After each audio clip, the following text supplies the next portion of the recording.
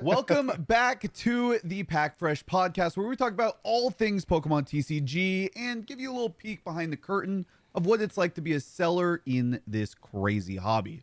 Today we got a special guest, Uhhez. He's been an entrepreneur for over 14 years. We're excited to hear about his journey of running a successful business, leveling up in the Pokemon universe. Let's dive in and see what makes Uhez's story so unique. Dang, that was a crazy intro, man. You I like feel that? honored, honestly. I love the concept that you guys are running here. Something like this has need to happen for a while, but you just gassed me way up, bro. Oh yeah, you got to start up here and then somehow break through the ceiling, right? I guess.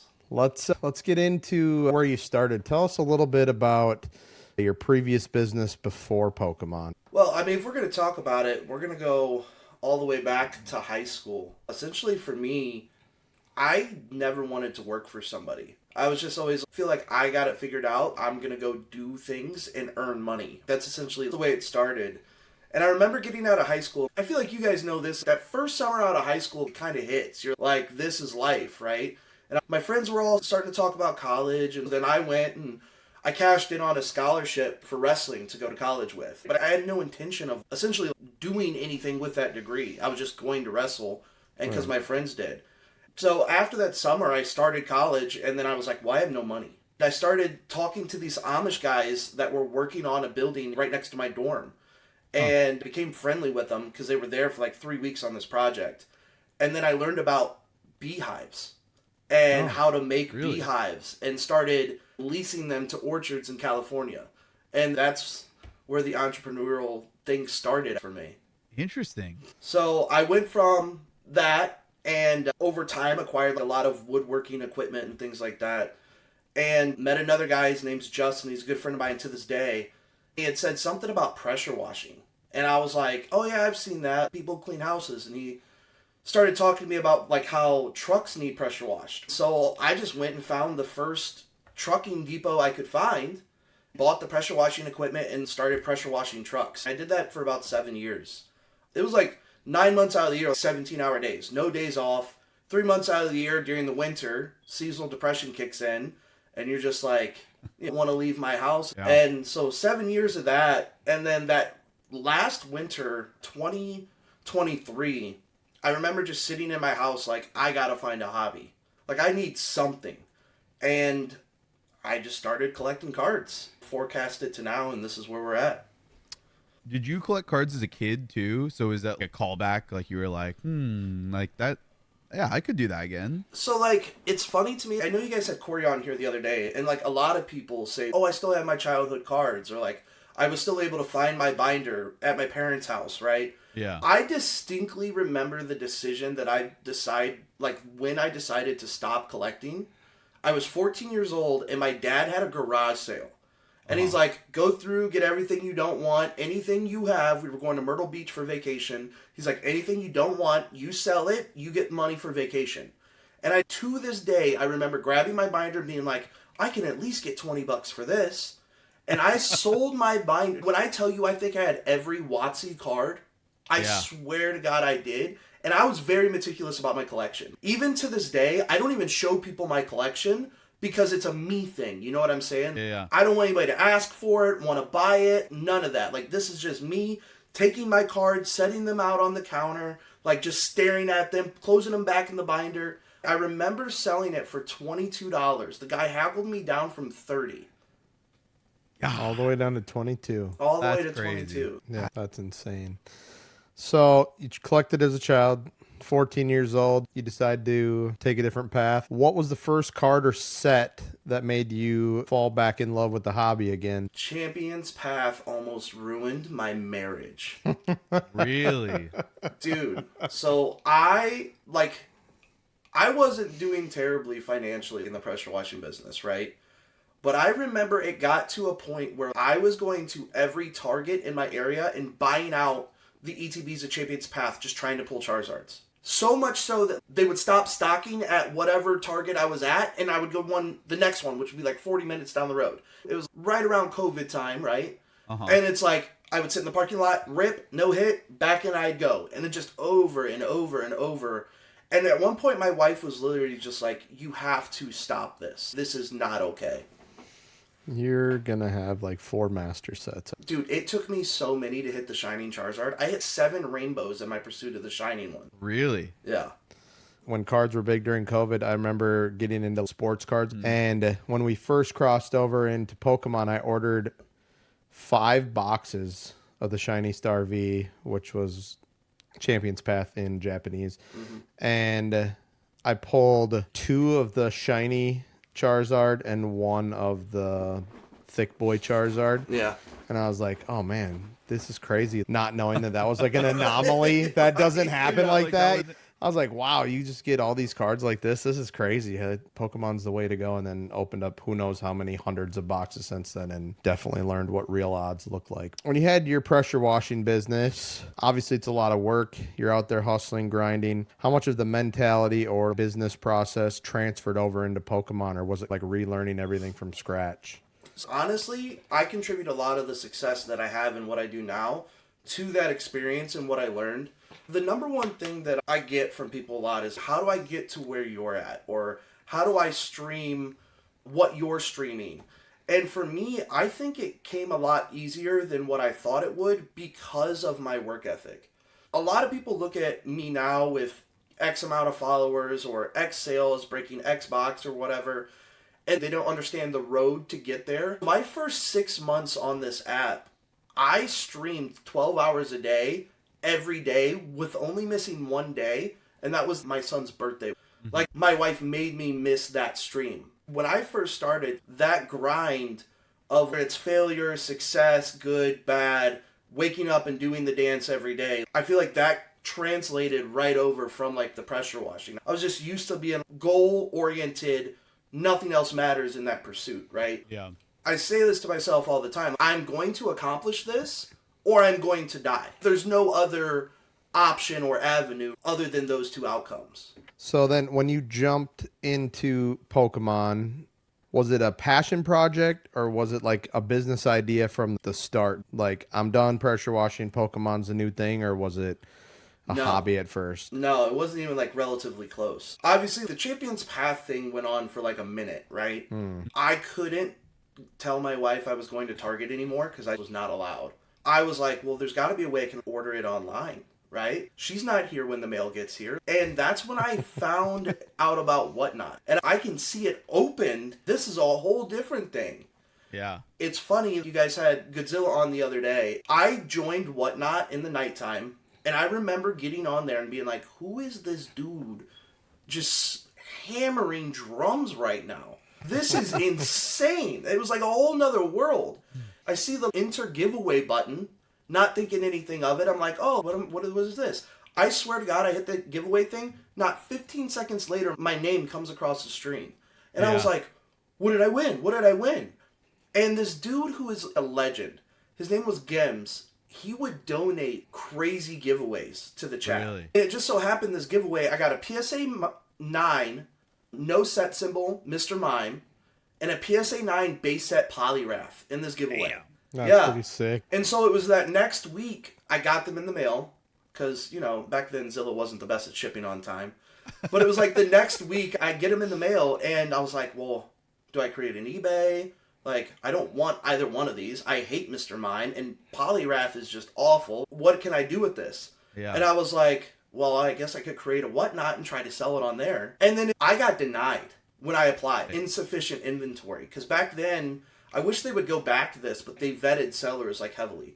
Yeah. Right. It was And so, very gate kept for sure. Yeah. I took almost an offense to that. I was like, what do you mean I can't sell here? That's not going to stop me. So then it became my personal mission to, like, get accepted. So I grabbed a bunch of pictures of online inventory and reapplied. And then they approved me. And then that very next week, I did my first stream. That's fire. Awesome. Coming from a very hands-on physical job, pressure washing, over to the complete opposite, which is entertainment, essentially. What was that transition like for you? What was like the hardest thing? Because I think, like you said, like there is some of the skills transfer over, but moving from something that you're not public facing, because you're not the biggest social media guy either, right? Like Right.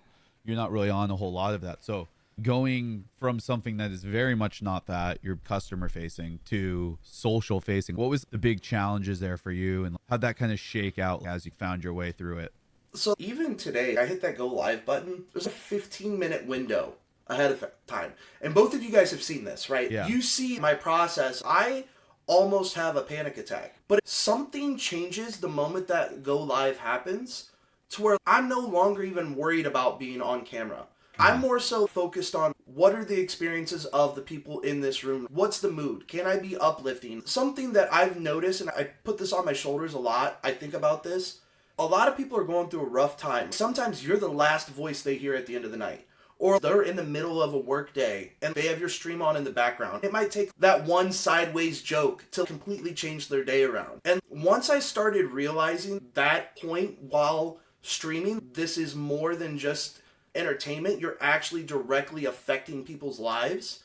That to me was a huge shift. And I think also when I started doing this job a little bit better. I've had a lot of instances of people messaging me and being like, hey, me and my wife were going through a hard time, and just so you know, when you said this, we resonated with that. It really helped us through this. Or hearing your experience, because you guys know this, like I'm almost a little too open with my chat. I will say things and people are like, you can't say that on the internet. And I'm like, why? We're all human. I think that to me, I don't know if I would necessarily say it was more of a challenge, but it was definitely different, right? It's a completely different beast. Yeah. I like that. I think that is one of the things that makes you relatable for people too, is you are wholeheartedly yourself. You've really just put yourself out there, and you're not trying to be any one way. You're not trying to be super polished. I don't mean to say you're not polished. You know what I mean? It's organic. It's organic. I think that's a good way to put it, because some people will go on and just not be themselves. Right? Oh, I say it is a knock. Yeah. I think that's the number one problem that we have right now, specifically in our space. People, they try too hard to emulate other people's success, and they corner themselves. They paint themselves into a corner because they look at this as show business, or like, oh, I see success over here, I need to try to do that. Instead, there's going to be somebody who vibes with what you got going on. But the moment you're not authentic, that's where you're going to really limit your ability to grow. Yeah, that's very true. There's always going to be people who don't like you, and that's just like a part of life. Especially when you start getting more popular, you start getting more followers. There's always going to be somebody who, for whatever reason or no reason at all, just doesn't like you, and it sucks. It does suck. I've got death threats. It gets real crazy. out here. These It's Poke crazy. Streets are unrelenting. Crazy. But if you are truly yourself, there's nothing else you can do, right? Your people will find you, the people who you vibe with. And at the end of the day, I think that's really what matters. I think that's the best. When you're trying to find a community and you try to be somebody else, it doesn't always come through as authentic. And a lot of those streamers are the ones that are going to fizzle out quite a bit faster than somebody who is authentic. So you make a bunch of fake pictures about inventory. You get approved. You're like, crap, now I need some inventory. You get started. You make your first stream, couple streams. What were some of the biggest lessons or mistakes you made during the transition to streaming? So after my very first stream, I actually got banned for 3 weeks. How did that happen? Because I didn't ship the product. Oh. Yeah, that happens. For me, listen, both of you guys know me personally, right? Does that surprise you? No. No. So that is what I took from it. Hey, you have like crazy ADHD, and you have a motor where you don't stop on the next thing and forget to do the last thing.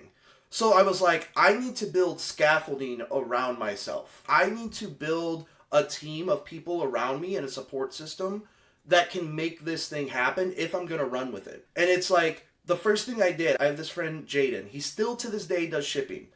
Since the time he was 12, he has been a part of every business I've ever done. And he's been my right-hand man. First thing I did is I called him. I was like, hey, if you will work for 6 months for free, I promise I will help you pay for your entire education. And I used that promise to be a little bit of a motivating factor, because when I give my word for something, like I said, it either happens or I die, right? And he did it because he'd been through enough with me to know if I'm telling him that, I'm going to follow through with it. And like, he started handling all the shipping. My shipping days have been less than 1 day since then, you know? And then it's like, my wife got more involved and she was helping me with managing the money. helping me with travel arrangements and understanding like, hey, you're from middle of nowhere, Ohio. You can't find Pokemon product here. You got to get on the road to go get it. I would say building the support system is most important and understanding where my weaknesses are. Do you yourself collect still to this day? I do.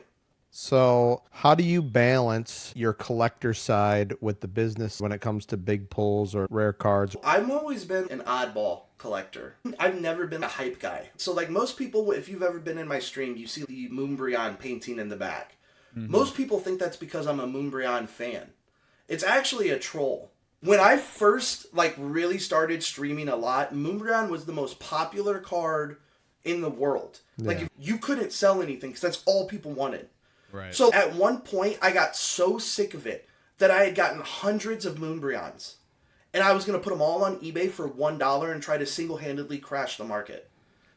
It didn't work, right? And I bailed out because I got scared of losing all that money. But as a result, that's why that painting, it sits back there. It's kind of a troll because I hate that card. Yeah. In terms of balancing collecting, man, it's like I completed my collection goals. So you guys know this. My goals were to collect every EX reverse stamp in a mint condition copy. And it took me a year and a half to really get some of the rarer reverses. But I actually completed that in LA, picking up the Rayquaza from Delta Species reverse, and then the Deoxys, the defense one. Those were the last two that I needed to pick up. That's so sick. And that's such a cool collection to have. Yeah. And the other thing is I have some investment slabs because I look at some things as long-term investments. Yeah. And then sealed collection. And that's a whole different beast in itself. I collect sealed blisters and boxes specifically. I'm not so much like on the 10s side of things because I can never pull a PSA 10 out of a 10. But yeah. One day I plan to, instead of sell the blisters, I plan to rip those for myself. I'll be like 65, I'm gonna pull a gold star today. I really look forward to that. And my son will be a little bit older then. My daughter too, if she gets into collecting. That'll be a lot cooler than just degen ripping them today. I think you're not totally at your collecting goal. You're collecting something else that you don't consider collecting yet. But I think you're collecting pulls. Because I know you've almost pulled every single card in the TCG, the English TCG. Yeah. Sans a few. All right, here we go. Crystal Charizard from Skyridge. Yeah. Aquapolis Tyranitar, Expedition Charizard, and Blastoise.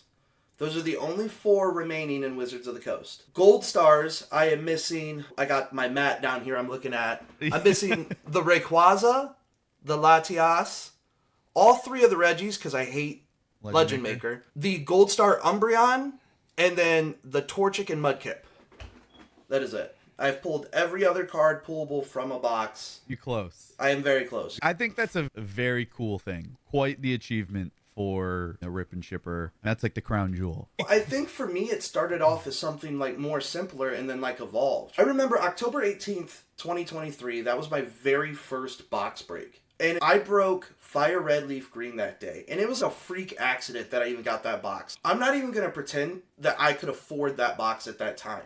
I had some friends who had come into it at a crazy $8,000 price mark and were like, hey, could you break this on your whatnot? And I was like, yes.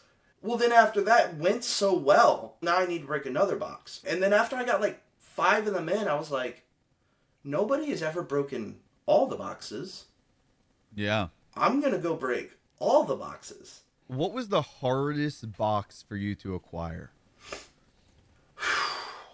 Obviously, First Ed base would be like the one that's the hardest just because of the financial barrier. Right. Building myself up financially to be able to acquire it. But in terms of boxes that are very difficult to find, off the top of the head, Team Rocket Returns, First Ed, Neo Destiny, Holland Phantoms, and Unseen Forces have always been crazy hard. Every time one of those boxes pops up, it's like there's a mad scatter in the box breaking or box collecting community to try to get them because they're just very rare and hard to obtain.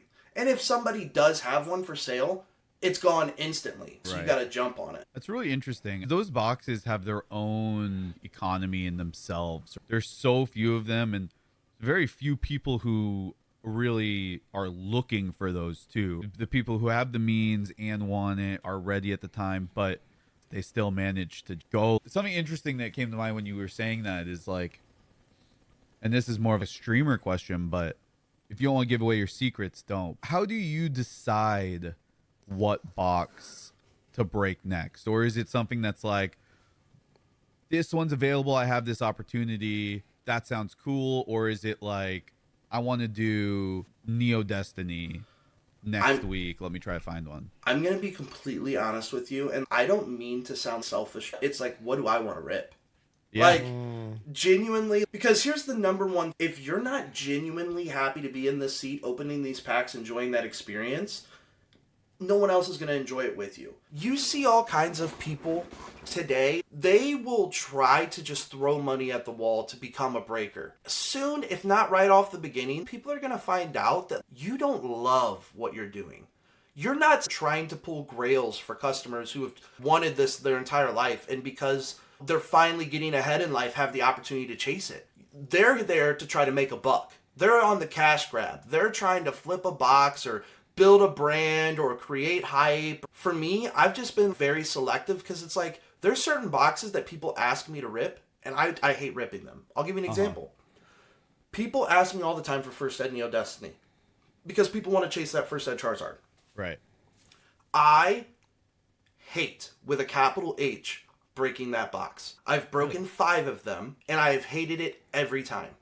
Because it is such an expensive price point, and you watch people get burned because you can't weigh the packs. And you watch people dump thousands of dollars chasing it. And I know for a fact that you are not happy with the mill tank you just pulled out of your $2,000 pack. I don't like that experience. It's great for the one person in that box that pulls the Shining Charizard if it's in there. But I cannot stand to sit there and rip packs and just watch people get burned. I hate that part of this job or I do. How do you deal with that? What's your reaction? Because for me personally, now that I've started getting into more expensive packs, you don't have a horseshoe that's I can guarantee whatever. And when people miss, I'm there with you. It sucks, dude. Yeah. Like, I wish all of these could be winners. I try to keep the frame of mind, which it doesn't work all the time, but we're all adults and we know what we're signing up for. I'm not going to sit here and lie to people and say that this is the most financially responsible way to go into this hobby. Ripping these boxes, it's not necessarily like an investment thing. Sometimes you're going to win, but most of the time you're going to lose. It's more so about the experience. Yeah. You're not ripping for the 32-year-old that's sitting here right now. No, it's that 9, 10, 12, 7-year-old who's inside of you who loved ripping these packs back then. You're in it for that moment. So there's like keeping that perspective, and then also like in a more practical stance, like anytime somebody gets burned too bad, and both of you guys have seen me do this, I try to make up for it in one way or another, whether it's giving some type of insurance or even just like another pack. Nobody likes being in that situation. No, and obviously we know we've been there before in other ventures in our lives, right? So I feel the same way. We rip something and somebody spent a bunch of money, I feel like I lost too. Here's an extra pack or a couple extra things on me to help you. I know how it is. That's kind of like the low of not getting hits out of packs. The opposite of that would be some of the big things. Tell us a little bit about the moment that you pulled 2 first edition base Charizards and what was going through your head. 2 of my best friends in this hobby, you guys know them, TC Garrett and Godzilla. When I was deciding, like, who am I going to break this first ed box with? It was like a pretty clear cut. There's no one else I want to experience this with. Right. And then Godzilla was like, Chum Lee would love to rip with us. And I was like, okay. So we fly out to Vegas, and this whole experience is like surreal to me. We get there and we're ripping this box, and the amount of DMs and messages, and Leonhardt is commenting on my video, and this is the guy that I watched all his content. Yeah. We get there, the stream crashes, everything goes horrible, we don't sell it out, and so I come back to my house with 16 packs. And worst case scenario, I die with 16 packs of first ed base. No Charizard pulled. I'm not thinking much of it. At the time, now I'm sure they'd be more, but at the time I was selling them for $69.69. And so that first day back, one of my longtime buyers who has now become more so like a friend, and that's the number one thing with this community is the more time you're doing stuff with people and talking and conversations, conventions, you really build like long-lasting relationships. Mm-hmm. He buys a pack and we weigh it and it's heavy. And I'm just like numb. head floating above my shoulders. No one else is here. It's silent. I'm like, this could be it.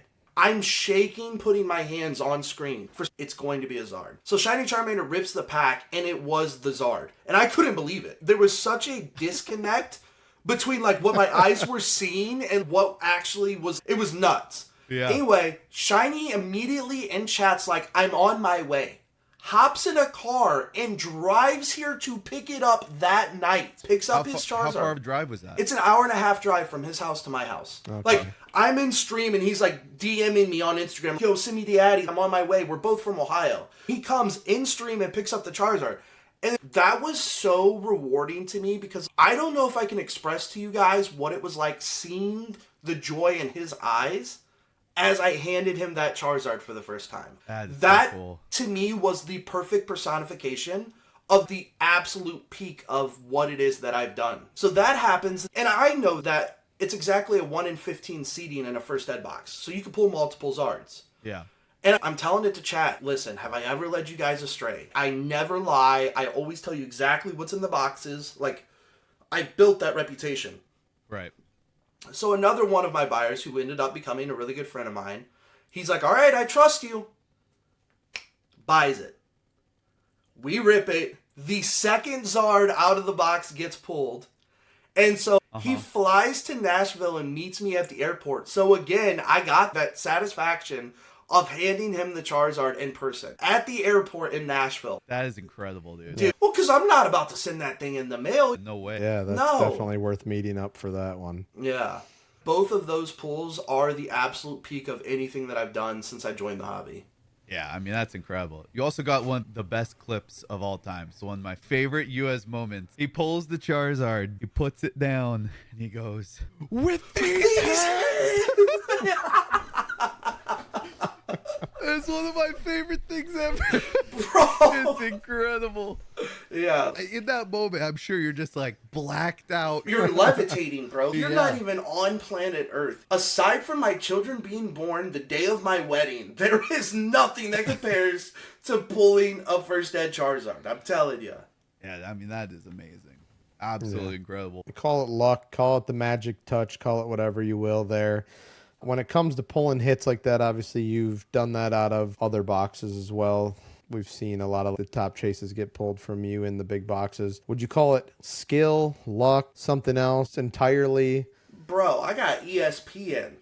Like, I am locked, brother. But just being as genuine as possible, I think that it's just people perceive me as pulling more hits because I am so particular on my boxes. I will not touch a box after stream.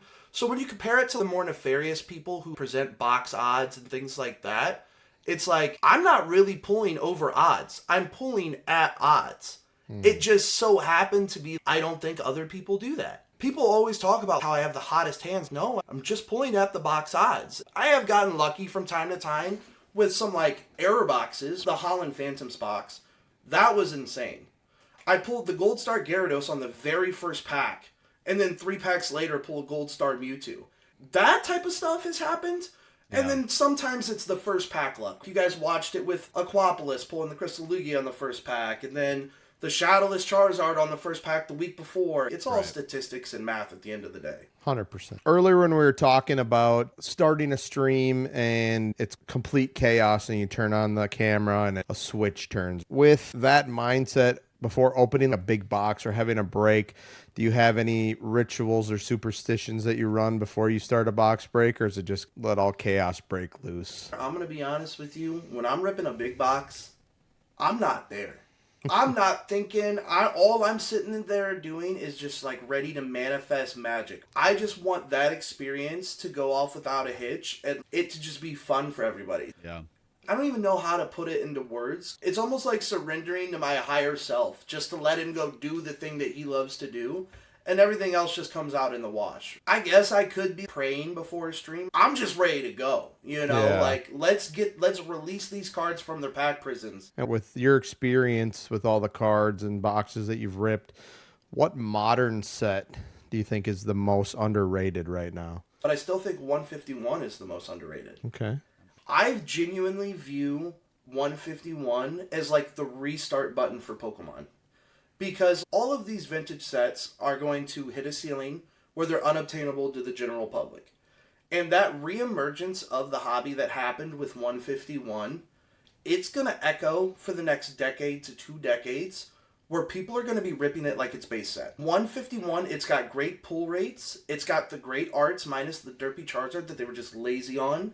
Truly, though, like the set, it doesn't just reach the nostalgia of the old-time collectors, but that new generation and the parent-kid relationship. To this day, my son loves ripping 151, and I love ripping it with him. Yeah. I mean, if you're talking about just underpriced or undervalued set, I gotta say Chilling Reign. Chilling Reign has the best alternate art from the Sword and Shield area with the Galarian Moltres.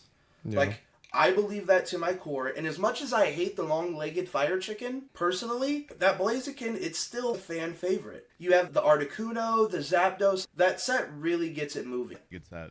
I haven't seen the uptick on the price on it. We're seeing Fusion go up, up, up, up, and away. We're seeing Evolving Skies do what it has always done, and Chilling's just slowly lagging behind. And I've personally bought a lot of it, and I am not selling any of it right now. Yeah. I feel like that's the set.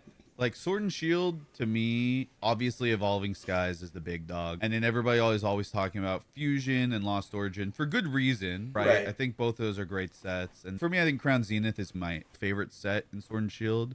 But Chilling Reign is just that set. I feel like people forget about it. The hit rates are really tough, too. Yeah. So people don't really love ripping it, but the arts are so good. Every time I'm ripping it and you hit something nice, it's just like, that is sick, dude. Worth it. Me personally, Chilling Reign was overshadowed because it was followed by Evolving Skies. Yeah. Yeah. And so it was a set that had a lot of great art, but people were like, Evolving Skies is coming out in 3 months. I have to pick and choose. I can't do both. I feel like we're going through that again with Journey Together releasing. I was going to say that. And a lot of people are feeling the same. This is the greatest modern art. It is really nice. The Volcanion should be the #1 card in that set. I do not care what anyone says. It's a beautiful set. It is great, It's honestly. so much fun to rip. We've ripped a ton of it, all three of us. Yeah. And it's the most fun I've had ripping a set. For how many sets? Yeah, it's actually It's wild. really, really Well, good. I mean, Like, between the beautiful ARs and then how often you're hitting, man. Yeah. Like, you are hitting one of the cards that you want to hit. in the recent sets, we've had A specs and like random stuff that. The Pokeballs from Yeah, Prismatic. that's so unfortunate to me because I love the Master Balls in Japanese 151, and it just did not translate the same. Yep. But Journey doesn't have any of that. It's simply you get EXs, you get the full arts, which the full arts, the new redesigned ones, look amazing. You get SIRs, you get the golds, and there's no frills. It's just straight up great artwork, vibrant, punchy colors. It's just awesome, man. Hey, watch. Do you love Journey Together? I do. I really Oh, do you love Journey Together?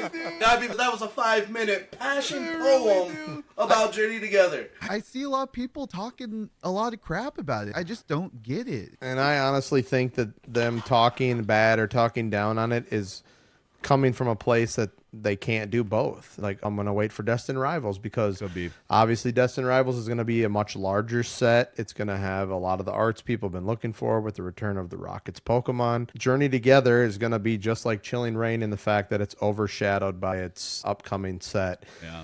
When they had And- Prismatic before. Oh yeah, you're sandwiched between two all-time Monsters. releases. At the same time, a set with the hit rates like this is so awesome because everything in the last 5 sets has been so tough to pull.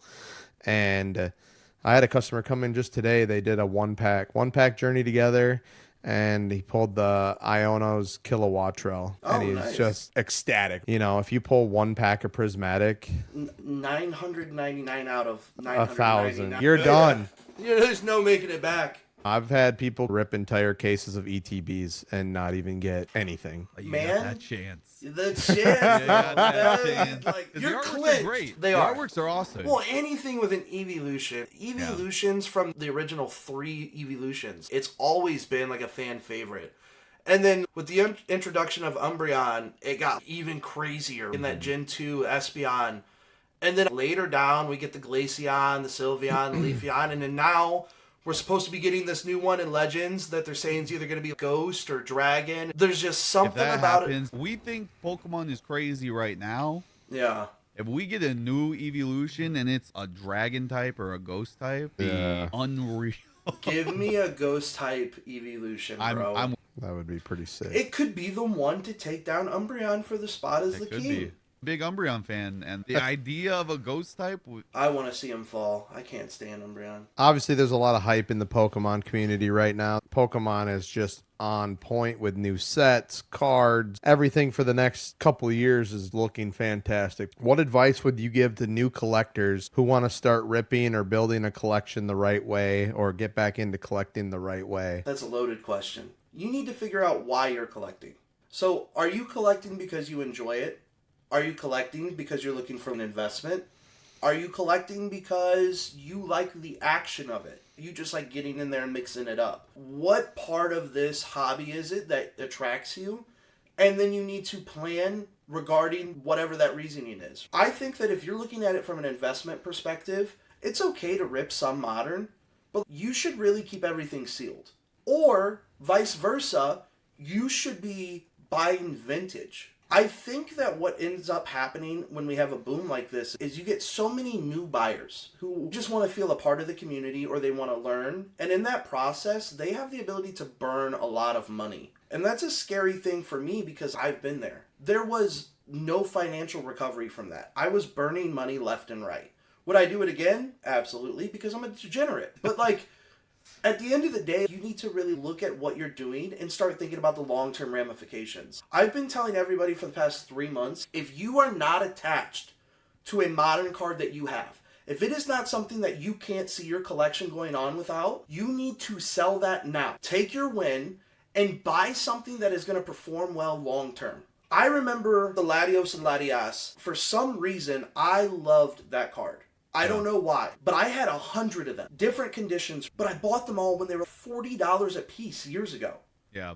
And I just let them all go for like $700 at one. That's how I was able to start affording higher end vintage items. That was a huge win for me that allowed me to go to that next step, purchasing products. I would tell people, be careful of what you're buying. Look into some of these pump and dumps that these crypto guys are getting involved in. They have Discords pumping up the Drowsy AR. Why is that card so expensive? Nobody has ever even loved a Drowsy. I would just look at what it is. Don't follow the hype. Don't fall for FOMO. Collect what you want and for what your goals are. Don't allow someone else to dictate what it is that you want to accomplish in the hobby. And there are people who just want to get in here and mix it up and they don't give a damn. And those people should be able to do that too. Yeah. That's the best part about this hobby. You could come at it from so many different angles, different ways. You could collect one card 1,000,000 times or every high-end grail and be done. Tailoring your collection to who you are and the way that you want to collect is truly what has kept this hobby going at the rate it's going as long as it has, because it's adaptable. Yeah. If you're collecting what you like, if all of the value falls out of the bottom of this, at least you are stuck with a bunch of stuff that you like. Right. If you are truly doing this because it's stuff that you like and it's not just investment or whatever, when people come in the stream and they're like, what should I rip? What do you like? Yeah. Like, what's your favorite Pokemon? You know? Yeah. What do you see in your collection? At the end of the day, no one's collecting for you or with you. You're the one who has your binder. You're the one who has your showcase. Yeah, you're going to show your family and your friends if it's something you're proud of. But aside from that, I have no bearing on what's in your collection, nor should I dictate. And I think that's something that's become a real pet peeve of mine. I hate going into a stream and watching someone try to shove a product down a customer's throat just because they're trying to sell it. What if that dude doesn't want to rip your base set pack? What if he wants to rip a little Scarlet and Violet base? Or what if he's after the Magikarp and Paldea Evolved? That's what he wants in his collection. Just because you need him to rip a base set pack doesn't mean he wants to. I can't stand that, man. getting lost in the sauce to the point where you stop looking at this hobby as a way to connect with people and really share something, that is probably my biggest pet peeve. So in the business, for you, what's next? More ripping, more content, or something else entirely? What does the Uhhez future look like? There's a couple different facets to that. Something that I've been working on recently, and it's big coming up, and Godzilla alluded to this in your guys' previous, what do we call this? Podcast. Piling around. Yeah. So he talked about we have a clothing line coming up, and that is probably my next passion project, I would say. Mm-hmm. But something that I never anticipated, in which I take very seriously, is the responsibility that comes with the level of breaking that I do now. I've noticed in the hobby a lot of bad actors stepping into place trying to break vintage boxes, and they're doing it for the wrong reasons, and it's affecting the market poorly, artificially inflating it. Like, there's a lot of behind the scenes stuff that I don't necessarily agree with. I almost see it as like my responsibility to stand guard and continue to offer the opportunity for people to be able to rip these boxes as long as it's possible, and just keep enjoying myself. I have built an incredible community over on Whatnot, and these are my real life friends. These are family members of mine now. There are really people here that I have in-depth relationships with through this hobby. I might have found the rest of my life. You know what I'm saying? That was never the thought coming into this. I just got blindsided by it. In terms of what's next on the streaming side of things, I think it's just waking up tomorrow and to keep doing the same thing, because it's perfect the way it is. Every day we're trying to see what we can get ourselves into, and there's new people entering the hobby every day, new people in my streams every day. The old people are still there, still kicking around. That natural evolution and growth is just what's next. Just keeping on the grind and keep going. You're a man of several ideas. You have ideas all the time. We've talked about quite a few of them. You and I go back and forth on a lot of them. Oil and water we are. Oil and water we are. If you could create a dream Pokemon set, what would it include? What types of cards, artwork, theme? All right. Okay. All right. One is very recent. Okay. There should have been a tag team set with the Paradox Pokemon and the original Pokemon. That should have happened. A past future tag team would have been That pretty would sick. have gone crazy. That would be pretty sweet. Could you imagine the SARs of an Iron they Thorns would've- and a T-Tar? Would have been so popular too. I don't understand how they dropped the ball on that, okay? So I will say that one. The other one, I think they dropped the ball in the mid-early 2000s by not gold starring certain Pokemon. I want to release, and here's the thing, here's the tricky part. I want the exact same hit rates. Don't jack it up and make it one per case or one every 77,469 boxes. I want 1 in 3 gold star hit rates. I want a Lugia. I want a Darkrai. I want a Ho-Oh gold star. I want gold stars to chase, and I want that over the course of 4 sets. I want true gold star hit rates in those boxes. Give me that, and I'll be happy. Okay. Past and future tag teams. That's a great concept. That sounds pretty fire. Pokemon, if you're watching, we did your job for you coming up here. So take that back to a meeting or two. That would be the curation of the Uhhez Pokemon sets. Let's say you're stranded on a desert island. You only have one Pokemon box to open. Which one's it going to be? Crystal Guardians. Crystal Guardians. Really? How come? Not even because it's my favorite set, because if I'm stranded on an island, I need my boy with me. Okay. I need my boy. The Trico's got to be with me. He's got to overlook. I would do everything I could, every pack, to manifest the reverse Trico. Is that your favorite Trico artwork? That is my favorite card of all time. Is it? Oh. Yeah, so like, quick little story. I've told this before. Specifically this artwork, and I'll tell you why. See how he's perched on a tree right there? Yeah. In my weird little brain, I imagine like me and my Trico are off on our great adventure, and I'm asleep by my little fire pit, and I just hear some noise in the background. It's like early morning, the dew is on the grass, the fog is lifting, I'm in a forest, and I walk down the path a little bit longer, and there's just a bunch of slain bandits who were up to no good. And I'm like, what happened? And I look up in the tree, and right there's my Trico, in that pose, looking right at me. Okay. That is why that artwork is just fire to me. Resonates. Yeah. Like I got one more question, and then we can wrap it up here. If Uhhez was a Pokemon and his attack was a pressure washer, what Pokemon are you battling?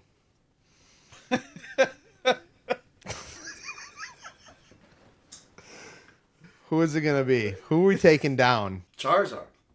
He's gone. Yeah. Yeah, Done. bro. No reason. Okay. I swear to God, I thought you were going to call me Quagsire. Oh, no. I thought it was coming. Oh no, why would I do that? I had a customer today bring in a binder. He had a bunch of promos, and one of the pages was a full Quagsire promo page. And I was like, that's crazy, bro. The one Quagsire collector in the world walked into your store. Yeah, and he had like a whole page. He was trying to sell some cards, and I'm like, oh man, this is great. I'll treasure that card that I bought forever. Dude, I can't stand Garrett for that. It's a thing. It's stuck. You picked 151. We're in a pack battle. We won't do a pack trick. I messed that up last time. We'll just get to the reverse.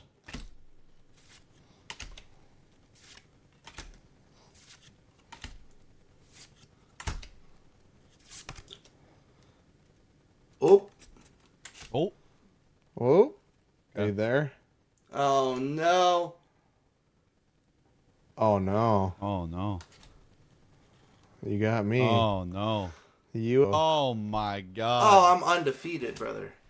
Torched us. I am undefeated. I'd like to thank everybody for watching today. This was a really good episode here with Uhhez. Thanks for taking time out of your day to join us and answer some questions. Make sure you check out one of his streams. We'll post his whatnot and Instagram in the description of this video. Just put up the Quagsire bat signal. Just throw that up in the sky. Send a crazy. Pidgey. Send a Pidgey. Fidgy. We'll put that in there. Make sure you check him out. He's on whatnot quite a few days a week. And we'll see everybody in the next episode. Thank you, guys. I appreciate it.